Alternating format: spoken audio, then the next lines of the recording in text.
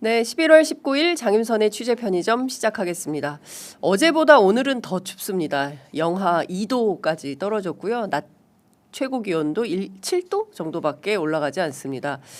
서울의 기온은 이런데 전국의 날씨 어떤지 해외에서 애청하시는 우리 애청자 여러분들께서 그곳 날씨 어떤지 좀 전해주시면 좋을 것 같습니다. 생생한 생방송의 묘미는 역시 댓글창에 있다. 예, 댓글로 여러분들 많이 안내해 주시면 좋을 것 같습니다. 뉴욕에서 노미님께서 너무 반가워요. 노미님께서 댓글 주시면 엄청 반가운데요. 예, 취재 편의점 오늘도 감사히 시청할게요. 많은 분들이 좋아요 먼저 누르고 기다리고 있는 거 보니 가슴이 따뜻해집니다. 아이고 제가 더 따뜻해집니다. 존킴님께서 시카고에서도 생방송 함께합니다. 고맙습니다. 시카고에서 격하게 응원합니다. 화이팅 보냅니다 하셨습니다. 너무 감사합니다. 야, 뉴욕에서 시카고에서 지금 국내가 조금 저조한 것 같은데 예, 국내 어디서 보고 계신지 댓글로 함께해 주시면 너무 고마울 것 같습니다. 자, 오늘 저희가 준비한 영상이 조금씩 길어가지고요. 빠르게 넘어가도록 하겠습니다. 첫 번째 준비한 소식 우선 영상으로 만나보시겠습니다.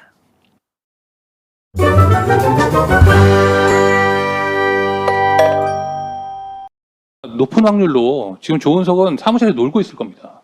지위도 애매한 파견검사들까지 나와가지고 이 조은석 시다바리 하라고 이렇게 지금 저분 이름이 뭔지 모르겠는데 계속해서 이렇게 검사들이나 특검을 모독하는 발언을 하시면 제지 좀 해주십시오. 기억 한계를 위해서 당연히 안 되죠. 공판 중심주의인데. 예, 알겠습니다. 그러니까 그걸 재판에 그걸 증인에게 물어본다는 자체가 안 되는 거고요. 검사들이 자꾸 그걸 악용하지 않습니까? 지금 증인께서 말씀하셨지 않습니까? 조서의 내용을 그대로 유지해라. 그 말을 누가 했겠습니까? 검사들이 했죠. 그렇지 않습니까 지금? 예, 계속하겠습니다. 일단 예. 이제 서성환 검사가 정리 좀 할게요. 저희 말씀드려요. 일단 왜 서성환 검사는 얘기하고 저희는 못하게 하죠? 그러니까 말씀할 기회 드릴 텐데 이런 식으로 하시면은 이게 유지가 안 돼요. 아니, 이게 적법한 주신문을 하면 저희 아무 이의 없습니다. 근데 그냥 물어보면 되지 근데 않습니까? 적법한지 안 적법한지 판단을 어필은 하실 수 있는데 그거에 대한 결정은 재판부가 하는 겁니다. 근데 그렇죠. 재판부가 아무리 말씀을 드려도 아유 잃어버리시면 그렇게 들으시다면 그거는 죄송한데요. 답이 없어요. 조서를 그러니까. 계속 낭독하면서 그러니까 수사 기록에 수사 기록 현출하려면 증거를 제출해서 당연히 의견을 들어야 되는 거 아니에요? 그 지금 어익하면 우린 저 못 본 소리인데 그러면 절차가 정당화 됩니까? 제가 확인을 하지 못한 자료입니다. 알겠습니다. 예, 요거 증거로 제출하실 거죠? 예, 제출하겠습니다. 예, 요거 증거로 신청하셔야 되고 사전에 의사를 지금 안 물어보셔가지고 아마 놀라셔서 그런데 제시하시는 거에 대해서 뭐 특별한 이의 있으세요? 아니 저희들 계속 얘기하는 것처럼 검사들이 객관 의무를 갖고 있고요. 더군다나 압수 절차에 관한 것들은 중요한 자료이기 때문에 열람 제출해야죠 증거 자료로. 근데 안 해놓고 지금 와서 저희가 수사 기록에 목록 잠깐 제가 말씀드리고 예. 문제 삼으니까 그걸 지금 느닷없이 증거 제출도 안 한 상태에서 수사 기록을 하면서 현출하는 거는 이건 아주 절차 위반입니다. 그 말씀을 아까 그래서 처음에 하셨으면 모르겠는데 재판부에서는 사실은 아까 말씀을 하셨어요. 수사 기록 딱 말씀하시고 하길래 그냥 이건 나중에 증거로 제출하실 거고 특별히 이의가 없으신가 보다 하고 넘어갔는데 결국 검사들이 제출하는 증거라는 거는 그 부분을 불법이죠 이거는요. 그러니까 그 부분을 잘 모르셔서 지금 그러셨던 아까 그 내용을 모르셔서 그런 것 같은데 요건 증거로 꼭 신청해 주셔야 됩니다. 그다음에 예. 증거 의견도 따로 받아야 되고요. 예, 이후라도 지금 제시는 그러면 안 하는 걸로 할까요? 당연히 이렇게 제시하시면 안 되죠. 이유가 문제가 아니고요. 예. 그렇죠. 지금 증거 목록을 제출한다는 의미는 그러니까 증거를 저도 지금 신청한다는 의미고요. 아까 조금 빨리 말씀해 주셨으면 아니, 저는 그래서 저희가 이 자리에서 저희는 말씀을 증거 기록이 있는 줄 알았어요. 증거를 갖다가 저희가 어떻게 지금 보고 속이는 거 아닙니까? 지금 검사들이 저들 기망하는 거 아니에요? 아니 그건 아니고 아까 기막이죠. 아까 처음에 말씀을 하셨어요. 아니 근데 저는 당연히 목록에 없는 증거가 이런 식으로 현출될 거는 상상을 못했습니다. 알겠습니다. 그래서 지금 제가 이 부분 정리하죠.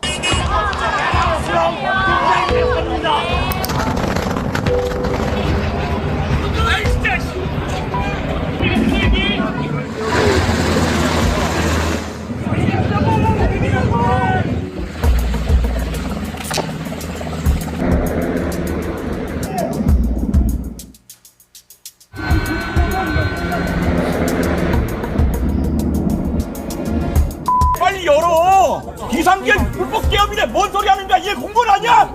어떤 X한테 명령받은 끼리 이런 소리네.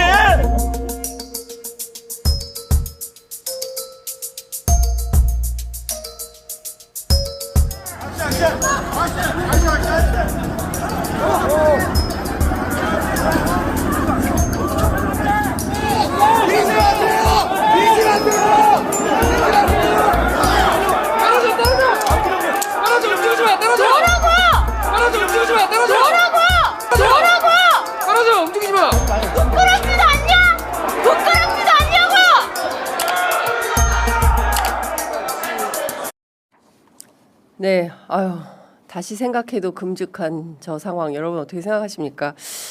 방금 보신 영상은 내란 재판 종합입니다. 지금 재판이 어떻게 진행되고 있는지 여러분들께 좀 보여드릴 필요가 있어서 저희가 김용현 재판, 한덕수 재판 쭉 묶어봤는데요. 뭐 조은석 시다바리부터 시작을 해서 이게 지금요 내란 재판이 엄중한 재판입니다. 대한민국 역사에서 12.12 군사 쿠데타 이후에 처음 있는 일이에요. 그러면 이 21세기에 벌어진 내란 사건에 대해서 우리가 이 시대에서 이 사건을 어떻게 보고 어떻게 규정하고 어떻게 넘길 것인가 굉장히 중요한 국면에 있는데 저런 식으로 지금 재판이 진행되고 있는 겁니다. 괜찮은 겁니까? 여러분 생각은 어떠십니까? 자, 2주 후가 되면 12.3 비상계엄 1주기가 됩니다. 지금 다시 생각해도 어리어리합니다. 가슴이 울렁울렁해지고요. 만약에 그때 비상계엄이 성공했다고 한다면 그러면 지금 우리는 어떻게 살고 있을까? 생각만 해도 암담 그 자체다. 내란 속의 윤석열이 느닷없이 일으킨 12.3 비상계엄은 정말 전 국민 모두에게 씻을 수 없는 상처를 주었고 엄청난 트라우마를 남겼습니다. 조만간 12.3 비상계엄에 대한 법원의 첫 번째 재판 결과가 나올 건데요. 재판은 김용현 사건이 제일 처음으로 시작을 했지만 지금 순서가 바뀌었어요. 한덕수 재판에 대한 1심 선고가 가장 먼저 나올 걸로 보입니다. 1년 내내 지규현 판사 얘기했습니다. 아무런 변화가 없어요. 저런 사람한테 저렇게 예능 무슨 사회 보듯이 하는 사람한테 이 엄중한 내란 재판을 맡겨도 되는 것이냐. 그리고 본인의 룸사롱 의혹 있지 않습니까? 그것도 제대로 깨끗하게 해결이 안 된 가운데 이렇게 가는 게 맞는 거냐. 국민적 비판이 쏟아지고 있음에도 불구하고 우리 법원은 꿈쩍도 하지 않고 있습니다. 심지어 지규현 부장판사 지난 9월에 이런 얘기했어요. 12월 중에 재판을 종결하겠습니다. 네, 저도 한번 흉내 한번 내봤습니다. 그러다가 안 될 것 같으니까 지난 13일에는 내년 1월 12일로 다시 수정 공지를 했습니다. 판결문 작성 기간을 고려하면 윤석열 내란 수괴에 대한 1심 선고는 아마도 내년 2월에나 가능하지 않을까라는 전망이 나오고 있습니다. 구속만기 기일 여러분 다 알고 계시죠? 1월 18일입니다. 예를 들어서 그 전에 물론 이제 특검에서 당연히 추가 기소 저는 할 거라고 판단하는데 그게 아닌 상황이 된다면 풀려날 수도 있는 겁니다. 또다시 내란 속의 윤석열 구속 취소를 한 번, 또 한 번은 구속 만기로 한 번, 두 번이나 풀려나서 자유의 몸으로 불구속 재판 받을 수도 있는 이런 상황이 되는 겁니다. 본인은 대충 재판하고 다른 부서로 인사이동하면 된다. 이런 무책임한 태도인 건 아닙니까? 그러지 않고서야 재판을 저렇게 세워라 내워라 하고 있는 건지 이해할 수가 없습니다. 반대로 한덕수 전 총리에 대한 재판은 상당히 속도를 내고 있습니다. 이진관처럼 좀 지규현 판사도 재판을 해라. 이렇게 비판이 있는 건데요. 이진관 재판부는 오는 26일 검찰의 구형을 듣는 결심 공판을 진행하고 내년 1월 21일 선고한다. 이런 방침을 세웠습니다.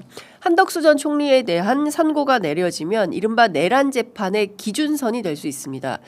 내란 중요 임무 종사자 방조범에 해당되기 때문에 수괴보다는 낮은 형이 나올 가능성이 매우 높다. 그럴 때 최소 그 이상이다라고 판단할 수 있는 거 아니겠습니까?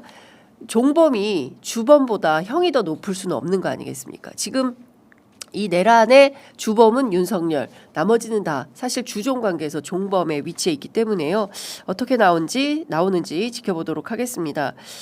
다른 거 다 떠나서 내란 재판이 저런 방식으로 형해화되고 있다는 것은 국민들로서는 도무지 납득할 수 없는 상황이다라는 말씀을 드리겠습니다. 매우 고통스러운 나날을 보내고 있음에도 불구하고 그거는 우리 일이 아니야. 2시간짜리 비상계엄 어디 있었어? 잘 모르겠는데 그냥 정쟁 아니었어? 라는 식으로 우리 법원의 판사들이 여전히 판단하고 있는 것은 아닌가.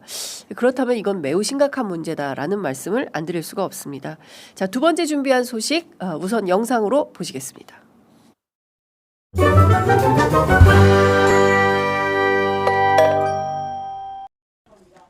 의원님 질문하신 만큼 저에게 답변할 시간 주세요. 우리 딸을 거명해서 꼭 그렇게까지 할 필요가 없고요. 지금 생애 최초나 그런 청년들을 위한 대출을 줄인 거 없습니다. 뭘 줄였습니까? 예산 보십시오. 내년 정부 예산을 보면 정확하게 보세요. 실장님, 누가 뒤에서 좀 보완 좀 잘해주세요. 버팀목 대출. 자, 정리해 주십시오. 지금 3조 이상 삭감한 게 내년 예산 아닙니다. 부동산 시장이 안정되면 수요액도 주는 겁니다. 네. 정리해 부동산 시장이 주십시오. 안정되면요. 이 지역이 이전 정부에서 너무나 또 방만하게 운영된 걸 저희가 6.27 때 정리한 겁니다. 의원님 어떻게 그때 가족을 그럼 막 엮어가지고 그렇게 말씀하세요? 가족이 없는 게 아니라 역지사지로 제 자, 딸도요. 정리해 주세요. 자, 정책시장도 그렇고 우리 제 딸도 저 김은혜 엮고 있는 건 실장님이십니다. 자, 의원님이 다음은 엮었잖아요. 박상혁 의원님 질의해 주시기 바랍니다. 아니 제 딸이 전세 그 갭 투자한다고 그런 식으로 자, 말씀하셨잖아요. 저 적당히 하세요. 공직자 아버지 둬가지고 뭐 평생 눈치 보고 살면서 전세 부족해서 그런 딸에게 자, 무슨 갭 투자 무슨 정책실장님, 말씀이세요 지금 의원님? 정책실장의 의원님이 말씀했잖아요. 우리 딸이 갭 투자 정책실장! 들어가 있다고. 제가 갭 투자 안 했다고 말씀드렸잖아요. 그 정도 하시라뇨. 아니 둘 다 사실 아닌 걸 가지고 왜 그러세요? 갭 투자 안 했어요. 자, 자 그만하시죠, 김은혜 의원님들. 지금 말씀하시면 의원님 하지 말라니까. 가만 있어. 가만 있어봐. 가만 있어. 정책실장, 안 되니까. 가만 있어봐. 안 된다니까. 좀 가만히 있어. 좀 대통령실. 가만 있어봐요. 정책실장, 봐봐. 안 되니까. 그러면 안 돼요. 위증도 그렇고 말이죠. 안 된다니까 지금. 정책실장, 지금 위원장이 지금 뭐 하는 겁니까? 여기 정책실장 화냈는 거는 것입니까? 송구합니다. 자, 죄송한데요. 근데 잠시들 저도 저 죄송합니다, 위원장. 근데 그 가족 문제는 서로 예민한 거 아닙니까? 그렇게 좀 그런 건 좀 이해해 주시기 바랍니다. 예. 정책시장 질문 하나 드리겠습니다. 갭 투자 하신 거 없죠? 갭 투자 아닙니다. 따님도 전세 살고 있죠. 예. 근데 왜 사실이 아닌 걸로 이렇게 공격을 받고 계신지 잘 모르겠습니다. 저는 우리 국회가 가족까지는 좀 건들지 말았으면 좋겠다라고 하는데 동의합니다. 뭐 재산 한 270억 갖고 있는 의원들이 서민 청년 운운하는 것처럼 기가 찹니다. 실제로 본인 자녀는 미국에 스키장까지 있는 고급 보딩스쿨 보내놓고 서민을 애로에 대해서 말씀하시는데요. 그분들이 애로를 알겠습니까? 그리고 뭐 아들이 20살 되자마자 7억 원을 증여해가지고 뭐 증여세 다 냈다 떵떵거리는데 그 사람들이 정치하고 있으니까 올바른 데 정책이 나오겠습니까? 그러니까 남 헐뜯는 것밖에 저는 안 한다고 보는 겁니다. 그런 차원에서 정책식에서 흥분하실 필요 없다고 생각을 합니다. 그런 정치는 뭐 국회에서 저는 끝내야 된다고 생각을 합니다. 제도적 문제 안 만들 수 있게끔 하는 부분에 대해서 그리고 가족 문제까지 거론해서 하는 부분 제가 전반적으로 유감스럽다는 말씀을 드리겠습니다. 아닙니다. 제가 뭐 자숙하겠습니다. 예. 네, 어제 열린 국회 운영위 회의에서 국민의힘 김은혜 의원이 김용범 대통령실 정책실장의 딸을 엮어서 갭 투자 의혹을 제기했습니다. 이 정부가 말하는 일명 갭 투자로 집을 사지 않았냐. 이제 일단 사실관계가 틀린 건데요. 이렇게 묻자 김 실장은 갭 투자가 아니고 전세고 이미 중도금도 다 치렀습니다라고 밝혔습니다. 원래 이렇게 말씀을 굉장히 매끄럽게 하시는 분인데 살짝 흥분도 하고 당황도 하시고 그런 것 같습니다. 이게 가족 문제가 나오니까 아무래도 이게 뭐라 그래야 됩니까? 평상심 유지가 잘 안 됐던 이런 측면은 있었던 것 같습니다. 그러자 김은혜 의원이 따님과 청년들에게 임대주택에 살라고 하고 싶냐? 이렇게 조롱성 질문을 던졌습니다. 그러자 김용범 실장은 제 가족에 대해서 그런 식으로 말하지 말아라. 꼭 딸을 거명할 필요가 없지 않느냐. 이제 이렇게 반박을 했습니다. 그러니까 청년주택, 신혼부부 주택 이런 공공임대와 관련해서 정책을 물으면 되지. 당신 딸 갭 투기로 집 산 거 아니야? 뭐 이렇게 할 이유는 없는 거 아니냐. 그리고 따님과 청년들에게 임대주택에 살라고 하고 싶으냐 이렇게 질문하는 것 자체가 좀 어불성설 아닌가라는 생각이 좀 들기도 하는데요. 그 얘기는 좀 이따 말씀을 좀 드리기로 하고 그 사이에 김은혜 의원이 또 얘기합니다. 역지사지하시라라고 공격을 했고요. 김 실장은 왜 가족을 엮습니까? 라고 설전을 벌였습니다. 앞서 보신 영상대로 소란이 커지자 김병기 운영위원장의 고성 끝에 상황은 마무리가 되었는데요. 관련해서 현장에 있었던 운영위, 국회 운영위원들에게 제가 밤사이 전화 취재를 했습니다. 다들 매우 씁쓸하다라는 입장을 전했는데요. 무엇보다 김은혜 의원의 태도에 대해서 문제 지적을 하는 국회의원들이 많이 있었습니다. 참 나쁘다. 그렇게까지 할 악의적인 질문을 해야 되는 이유가 뭔지 모르겠다. 좀 그렇더라. 이제 이런 말씀들을 전해 주셨는데요. 물론 그 얘기도 합니다. 김용범 실장, 김은혜 의원의 설전 가운데 대통령실 특활비 예산이 쓱 통과돼 버렸다. 무쟁점 통과였다. 이렇게 후문을 전해 주기도 합니다. 막 소란스러운 가운데 예산은 쓱 통과가 된 거예요. 그런 측면에서 보면 잘된 면도 있네 뭐 이렇게 얘기하는 조국혁신당 신장식 의원의 전언도 있었습니다. 관련해서 오늘 보도를 쭉 살펴보니까 많은 언론들이 이렇게 이른바 주제를 잡고 있습니다. 왜 내 딸 건드려? 딸 전세 건드리니 발끈. 따님 전세 사시죠? 발끈. 송원석, 김용범 아나무인 국민무시처사 이렇게 쓰고 있습니다. 국힘 김용범 재발절인 듯 분노 정책 실패 자인. 왜 딸을 건드려? 김용범의 경로 정책실장 3번 외치자 멈췄다. 그러니까 전반적으로 딸 정책 실패 국민무시 아나무인 김용범의 잘못 이렇게 귀착되는 보도를 하고 있는 것입니다. 제가 잘 생각을 해봤습니다. 이 사건의 본질은 무엇일까? 김은혜 의원과 관련해서 제가 말씀을 안 드릴 수가 없습니다. 앞서 말씀드린 이 대목인데요. 저는 개인적으로 이 대목에 밑줄을 쳤습니다. 따님과 청년들에게 임대주택에 살라고 하고 싶으냐? 라는 대목입니다. 앞서 전용기 의원 얘기대로 김은혜 의원 전체 재산이 270억 원대인 모양이죠. 제가 2024년도 확인한 것도 200억 원이 넘는 이런 상황인데요. 이런 말을 어떻게 할 수 있을까요? 정치인이. 따님과 청년들에게 임대주택에 살라고 하고 싶으냐? 임대주택에 살면 안 됩니까? 임대주택이 무슨 범죄 소굴입니까? 임대주택에 사는 분들은 대한민국 국민이 아닙니까? 과거처럼 무슨 사회적 낙인이라도 찍고 싶은 겁니까?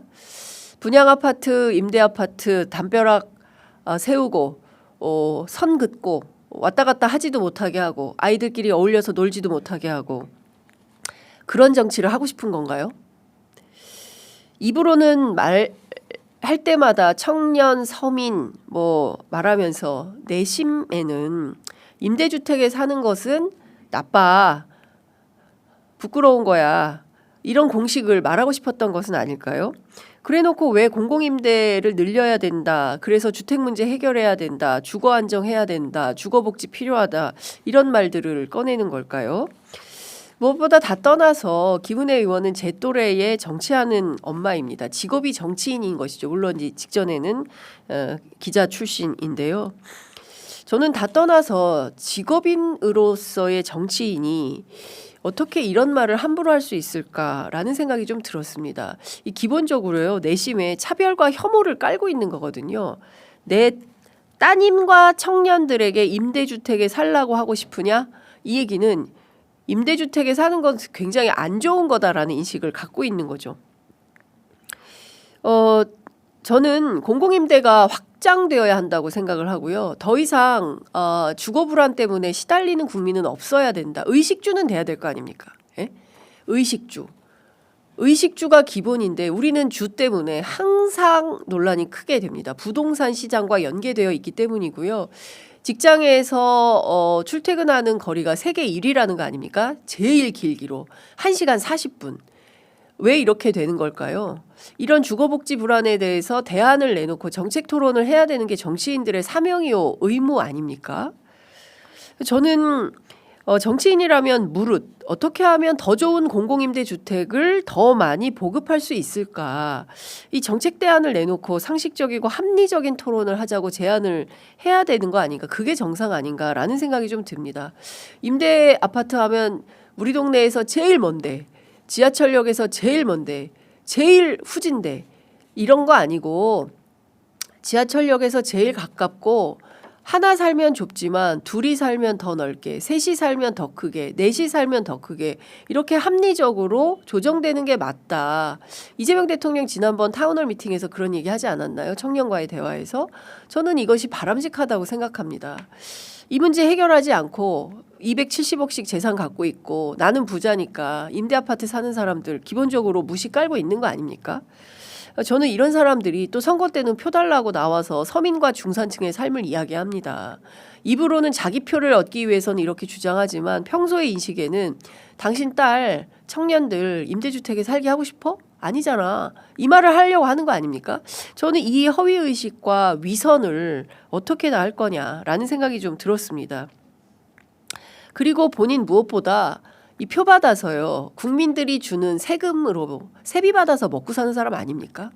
그러면 기본적으로 모든 국민들에게 공평하게 이익이 돌아갈 수 있는 정치를 해야 되는 거 아닌가요? 성남 분당 갑구 유권자 몇 명인지 봤더니 24만 명이 넘더라고요.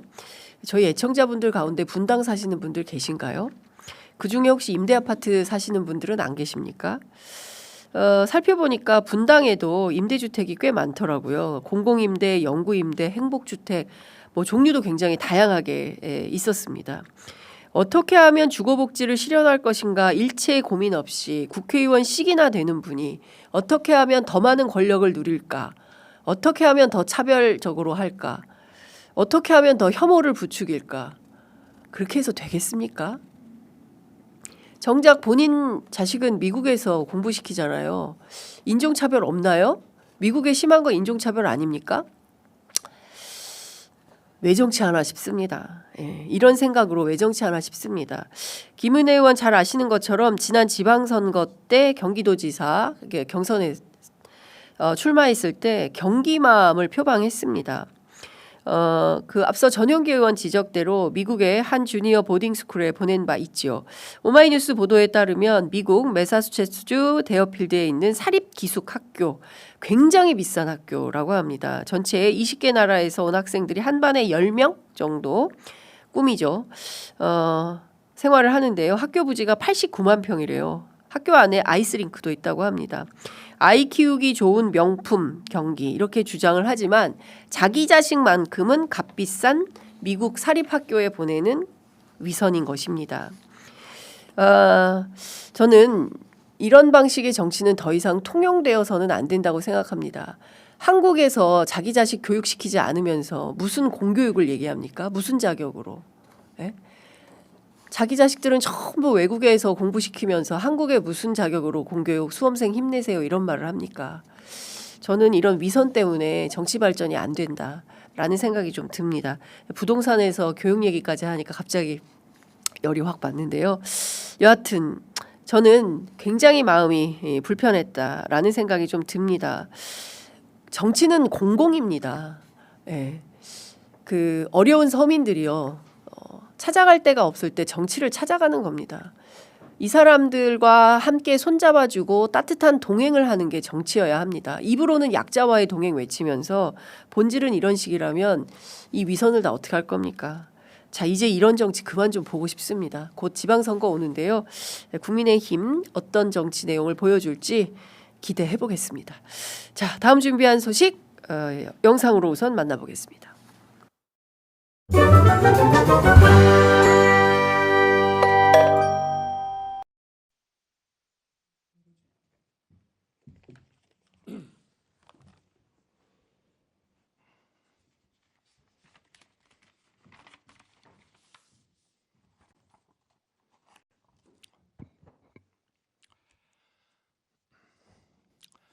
존경하는 국민 여러분, 저는 대통령으로서 피를 토하는 심정으로 국민 여러분께 호소드립니다. 지금까지 국회는 우리 정부 출범 이후 22건의 정부 관료 탄핵 소추를 발의하였으며 지난 6월 22대 국회 출범 이후에도 10명째 탄핵을 추진 중에 있습니다. 파렴치한 종북 반국가 세력들을 일거에 척결하고 자유 헌정 질서를 지키기 위해 비상계엄을 선포합니다.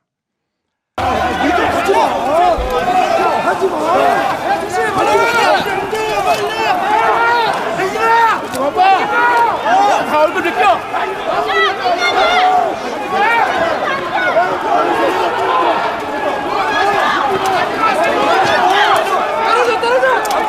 떨어져 움직이지 마. 떨어져 움직이지 마. 부끄럽지도 않냐? 부끄럽지도 않냐고! 다시 봐도 섬뜩합니다. 조은석 내란 특검팀이 내란 속의 윤석열을 일반 이적 혐의로 기소하면서 공소장에 적시된 내용을 조선일보가 오늘 단독 보도했습니다. 내란 속의 윤석열 취임 반년 만인 2022년 11월 대통령 관저에서 열린 국민의힘 지도부 만찬에서 김종혁 당시 국민의힘 비상대책위원 등에게 나에게는 비상대권이 있다. 싹 쓸어버리겠다. 내가 총살을 당하는 한이 있어도 다 싹 쓸어버리겠다. 이런 취지로 말했다고 특검은 공소장에 담았다고 합니다. 뿐만 아닙니다. 그러니까 내란 속의 윤석열 머릿속에는 본인이 총살을 당하는 한이 있어도 좀 기가 막히긴 한데요. 생각보다 굉장히 일찍부터 비상계엄을 염두에 두고 정치를 시작한 것이다. 대통령의 임기가 지난 지 불과 6개월도 안 돼서 이런 주장을 했다는 겁니다. 뿐만 아니죠. 지난해 7월 미국 워싱턴에서 열린 나토 정상회의에 참석하는 길에 하와이를 방문했을 때도 당시 경호처장 김용현 전 국방부 장관과 강호필 당시 합참 차장에게 한동훈은 빨갱이다 이렇게 말을 하고 민주당에 대해 욕설을 섞은 비난을 하면서 군이 참여해야 되는 것 아니냐 이런 말을 했다는 겁니다. 그래서 강호필 차장이 귀국한 다음에 당시 국방장관이었던 신원식 안보실장에게 분위기가 상당히 위험한 것 같다. 대통령이 군을 정치에 끌어들이려고 하고 있고 김용현 당시는 경호처장이죠. 위험한 발언을 하면서 동조를 강요하니 난 이제 그만 전역하고 싶다. 이렇게 보고를 했다는 거예요. 이 사람들 계엄할 것 같다라는 뉘앙스를 강호필 합참 차장은 인식을 하고 있었던 겁니다. 이 보고를 받고 나서 신원식 전 장관이 김용현 전 장관한테 전화해서 뭐 하는 거냐 엄청나게 크게 항의했다라고 전해주고 있다는 것인데요. 그러고 났더니 김용현 장관이 다시 한남동 경호처장 공관으로 강호필 등을 불러가지고 왜 쓸데없는 얘기를 하고 돌아다니는 거냐. 전광훈 목사 등 보수에서도 우리를 여기 극우죠. 보수에서도 우리를 응원하고 있다. 심기 경호 차원에서 그런 걸 가지고 뭘 그렇게 심각하게 생각하냐. 이렇게 마사지에 나섰다라는 것입니다. 그로부터 한 달 뒤쯤인 그해 9월 국방부 장관이 신원식 전 장관에서 김용현 장관으로 교체가 됐는데 요때 신원식 가지고는 안 되겠다. 더 센 김용현을 데리고 계엄을 해야 되겠다. 이래서 교체한 거 아닌가. 당시에도 그런 의심 있었는데요. 느닷없이 신원식에서 김용현으로 교체한 데 대해서 많은 기자들이 취재를 한 바 있기도 합니다. 저 역시도 그랬고요. 이제 확인이 된 것 같아요. 그때 저희들이 했던 추론이나 추측이 맞았다, 옳았다 이런 얘기가 확인이 되는 것 같습니다. 비상계엄 선포문에도 나오지만 내란 속의 윤석열 취임 초부터 비상대권을 꿈꿨던 것이고요.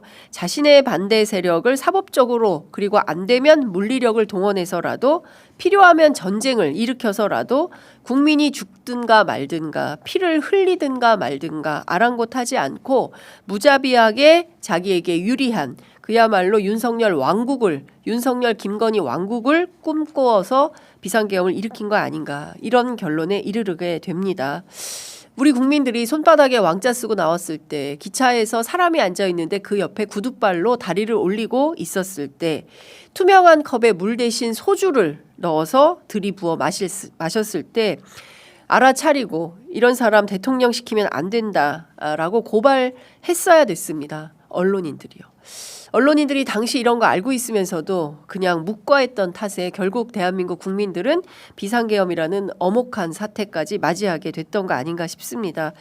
경우에 따라서는 끝도 모를 전쟁 속에서 정글의 삶을 살 수밖에 없는 그야말로 대한민국 수도 서울이 가자가 될 뻔했던 이런 끔찍한 생각만 하면 매우 기가 막히고 화가 납니다. 아니면 아니다, 틀리면 틀렸다. 왜 우리는 말을 똑바로 못하고 있었던 걸까요? 다시 한번 더 이상 대한민국의 이런 비상계엄 내란 같은 것은 꿈도 꾸지 못하도록 튼실한 민주주의를 만드는데 한 걸음 더 노력해야 될 것 같습니다. 자, 오늘 준비한 퀵배송 여기까지 하겠습니다.